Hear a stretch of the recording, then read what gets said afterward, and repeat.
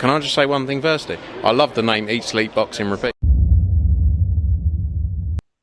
Welcome back to ESBR Boxing's YouTube channel. It's me, Niall, and I'm delighted as always to be joined by Danny. And we're here with an interesting one today. We're discussing the heavyweight division ahead of a big fight this weekend between Moses Atama and Dillian White. A real kind of crossroads fight there in both men's careers. But we're here to discuss the landscape of the top five of the heavyweight division and who we think will be the kind of next one's the best of the rest behind the great Alexander Usyk. So yeah, myself and Danny are going to be running down our number two to number five of who we think are the top dogs in the heavyweight division. So yeah, I'm interested to see what you think on this one, Danny. And as you always say, the comments will let us know or they'll slate us whether what order we have the list in ourselves. But yeah, it's going to be interesting. I always like these type of discussions. So yeah, let's jump straight into it. We'll start from number five. I'm curious to see what kind of differences we might have here, but who is your number five currently in the heavyweight division? Yeah, I'm just as a disclaimer, I'm gonna go off the basis that Tyson Fury is actually retired. Obviously, he seems to change his mind on that by the week, but I think the most recent comments I've seen from him are that he's done with it. So we'll go off that. That in mind, I've got Anthony Joshua at number five for me. I think you can have, there's a bit of flexibility with who you can have, certainly in the sort of lower end of your top five. But obviously, AJ had that defeat to Daniel Dubois, emphatic knockout it was. But I think for me, he's built off a big enough body of work to still have him in my top five. Even the fights before um, the Daniel Dubois defeat, Otto Wallin, a decent one at the time. Jermaine Franklin, sort of underrated fighter, made light work of Helenius and Ngannou in the end. And then you look at who been beat before that. Andy Ruiz avenged it. Alexander Usyk, who I'm guessing we're both going to have as our number one. So for me, AJ still has enough to creep into that top five, but I wouldn't argue, too strongly if someone didn't. Yeah, it's an interesting one there, as you say. Well, first of all, it's a good point about Tyson Fury. Before we came on, I was kind of to and from whether to have him in myself, but yeah, I will go with what you said, and that we have to kind of take it at face value now that he is retired. So yeah, he doesn't make it. He probably would have made it in maybe at number two, to be honest, if he was still active, or if he didn't say he was retired. But yeah, AJ's an interesting one. Might be controversial enough though, but I'm gonna say I don't have Anthony Joshua in my top five. I think that might raise a few eyebrows, but I think he just miss out maybe at number six. I just think, it's a case of what have you done for me lately? You mentioned the Wallen win, decent win. I think is the nicest way you could describe it. But apart from that, nothing major. And he had that big loss to Daniel Dubois. So I'm actually going with Martin Piccoli at number five. That might raise a few eyebrows as well. Um, he's a very interesting fighter, Martin Piccoli. Especially recently, he's had the underwhelming, the Jagba performance, and of course the bizarre situation against Joseph Parker, which I don't know how much you can look into that, but yeah, just going on this list, people have based their kind of criteria different on whether it's body of work or head to head kind of how you think they'd match up head to head against each other. So yeah, I'm going for Piccoli because I just think when he is on it, he is a tremendous fighter. He's scary. We saw what he done to Jared Anderson. He's just Billy Nelson gets a lot of flack for the, sparring champion of the world stories, but I do think if he's in shape, comes in shape, ready to go, I think he's a nightmare for anybody. So yeah, it's going to be interesting though with Bacoli. It's going to be quiet since the Jagba win in terms of what's next opponent wise. But yeah, who knows what the future holds there. But yeah, Bacoli is my number five. So yeah, I'll throw it back up to you. Number four now. Who you going for at number four? Yeah, I'm gonna go Daniel Dubois, number four, was on that terrific run before the Alexander Usyk defeat, where I feel like his stock did take a bit of a dive. He was really poor against Alexander Usyk. But for me, you talk about what have you done for me lately, and you take away the Alexander Usyk defeat. I still think going Jarrell Miller, Filip Hrgovic, Anthony Joshua is really, really strong form. So that's enough, as I say, for me to have him as number four. Sort of was zooming on about having him a bit higher, but I do think there's fighters on this list who we'll get to aside from our number one, who for me have done enough to just pip Daniel Dubois to the top three spots. So yeah, number four for me. Yeah, it's a good point. Daniel Dubois, he does have that good run recently, take away the very recent Usyk loss, but there's no shame in that one. So yeah, can't argue with that. I think Daniel Dubois has to be still nailed on top five anyway. But yeah, number four, I'm going with Adjikabiel in at number four. Um, you know, I might contradict myself a little bit on, what I said earlier about head to head, how I think they might match up head to head. I think Daniel Dubois against Adja Cabiel, I think it'd be a very fascinating fight, and I might have to edge Cabiel there, but yeah, Daniel Dubois' run um, up to that Usyk fight, before the Usyk fight, has to be taken into consideration to have him a little bit higher. But Cabiel has been on a good run himself, beating Frank Sanchez, Makhmudov, Zhilei Zhang, really solid wins, and has looked outstanding and doing it, so I think Adja Cabiel is another. I think Adja Cabiel has to be top five. I don't know if you're going to have him higher. We'll wait and see. But yeah, Cabiel for me, I think is big problems at heavyweight between his boxing IQ, his footwork, his body punching. I think he's a really, really clever fighter, and I'm very curious to see what he does next. Of course, there's talks of a homecoming in Germany over the autumn, so hopefully that comes to fruition. But yeah, Dubois for you, Cabiel for me at number four. And yeah, let's go to number three now, the very top end. Who do you have at number three in the heavyweight rankings for you?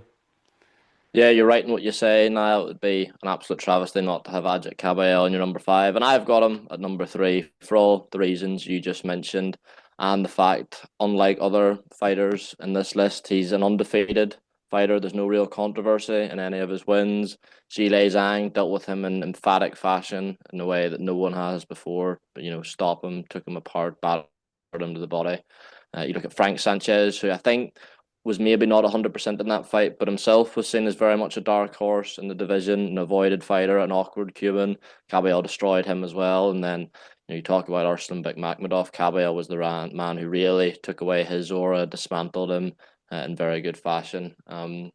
Maybe not a marquee win on that resume just yet. You would say Zhang probably falls just below that, but I don't think it's far away. And we forget as well he beat Derek Chisora much earlier in his career in good fashion too. And then that was a live version of Derek Chisora, and you look at what Chisora's gone on to do since. So yeah, for me, Caballero, undefeated fighter, can do a bit of everything. Can do it on the back foot going forwards. Fantastic body puncher. Yeah, he's my number three. Yeah, it's just, yeah, before I give my number three, it is an interesting point that you make there, the lack of a kind of big marquee win, which is a shame. And it kind of stems from that, he had a bizarre run after that Chisora win. A lot of people thought that'd be the kickstarter for him. And then he went quiet for so long until he fought Makhmudov. So it just does make you think what could have been if he had been a bit more active at a higher level between that Chisora fight, which is a long time ago now. A very long time ago. I believe it was Monte Carlo, that bizarre casino Yep. setting in Monte Carlo that he beat him in. But yeah, it's he can definitely cause a lot of heavyweight problems. But yeah, my number three is Daniel Dubois. Mentioned earlier on, has to be top five. You know, the run he went on from kind of the obituary was almost written for him after the kind of Joyce loss, wasn't it? The way that he lost that one, and then of course Usyk the first time, no shame in that, but to rebuild and go to beat Jarrell Miller, a lot of people thought Miller beat him. Hrgovic, a lot of people thought Hrgovic would beat him, and then the Anthony Joshua fight, absolutely fascinating. It's just it was an incredible run, and he's an exciting fighter to watch. He has his limitations, big limitations, but that's what makes him so exciting, I suppose. How crude he is, how aggressive he is, and yeah, he can come back. He did catch flack about the way that last fight ended as well. But hopefully, he can come back the way he did after the first Usyk fight. So yeah, Daniel Dubois, my number three. And yeah, number two. We said the number one is without a debate. So who is the second best heavyweight in the world, in your opinion, at the minute? Yeah, for me, it's Joseph Parker. Now, there's not too much to split him and Caballel, in my opinion. Parker does have a couple of blemishes in his record: the Joe Joyce defeat, the Dillian White defeat, which you do sort of have to hold against him. But to beat Deontay Wilder as a pretty clear underdog at the time, this was, a Wilder maybe not at his absolute best, but people still fancied the job on Parker. Took him apart, took Zhilei Zhang apart as an underdog as well, and as you mentioned at the start, you know, maybe discipline issues, whatever, but still a handful. People were still picking him to win that fight, even with the 48 hours notice. The bookies definitely had it quite close. And Parker, to me, under Andy Lee, looks better than I've ever seen him.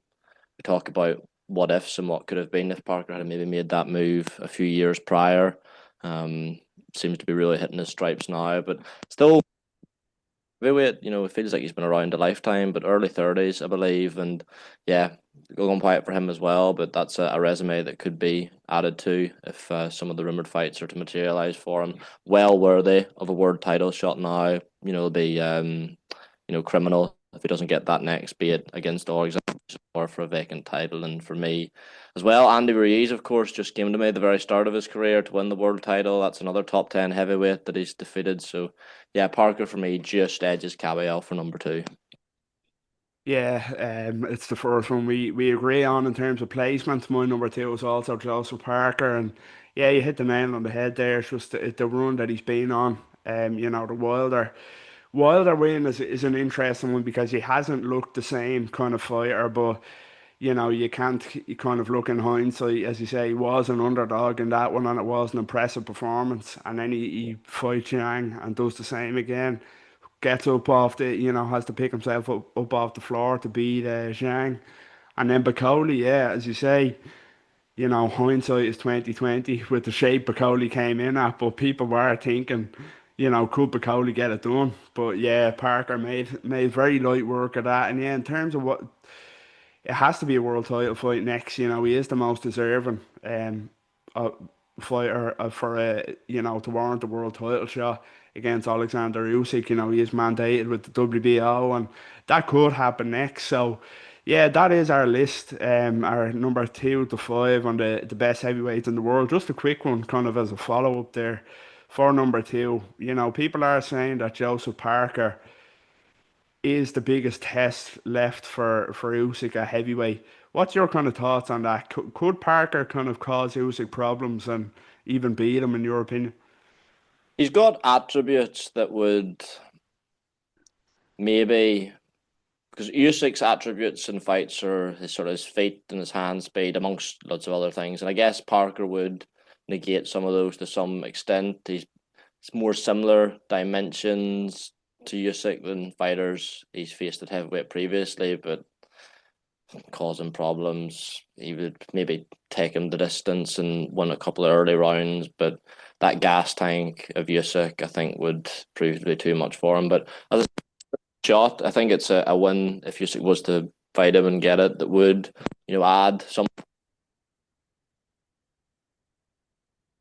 I mean, if you're asking him, do I think he's got a chance of beating him? I would say not much, personally.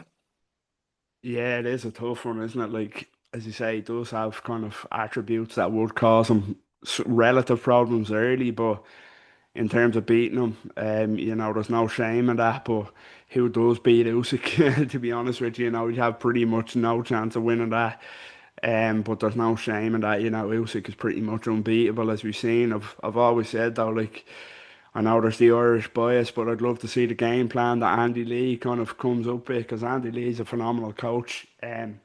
So I'd love to see what type of game plan he'd come up with to try and negate Alexander Usyk. But yeah, it's we're clutching at straws. I think saying that he'd beat him, but yeah, just another kind of really quick one before we wrap up. We're kind of filming this ahead of a Thelma White this weekend.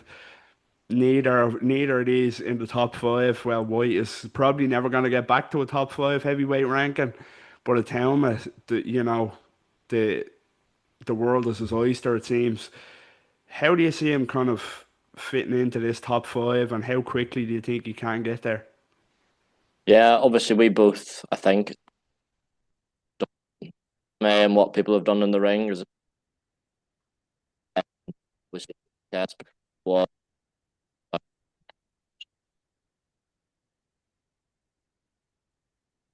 there on the criteria I've just mentioned.